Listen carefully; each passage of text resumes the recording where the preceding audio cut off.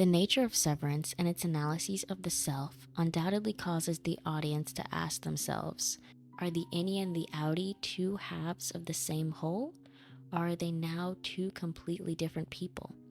If you asked Helly that question, it seems as if her answer evolves throughout the show. When she arrives at Lumen, she assumes that as soon as she submits the resignation request, that it will be approved. When she learns that her outie denied her request, she says, My outie wouldn't do that. Because she sees her outie as a part of herself.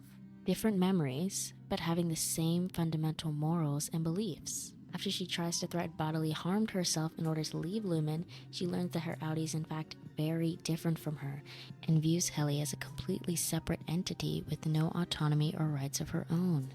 After this experience, whenever she refers to her outie as she, Helly is now referring to her as a separate entity, going as far as to attempt to commit suicide just so she can show her outie that she does in fact have control of her own life. Now, if you asked Mark that same question, it would seem that he supports the same person theory. In the very first episode, when the dinner party guests question him about Severance and the oddity of having another version of himself, he says, "There is no other one," suggesting that he sees it more as a soft separation than a hard split of person. Severance shows its audience that although the innies and outies don't remember the events that the other experiences, there is still some crossover that occurs, which seems to be evidence that supports the idea that the innie and the outie are still fundamentally the same person. What do you think? Do you agree with Helly or Mark? And why?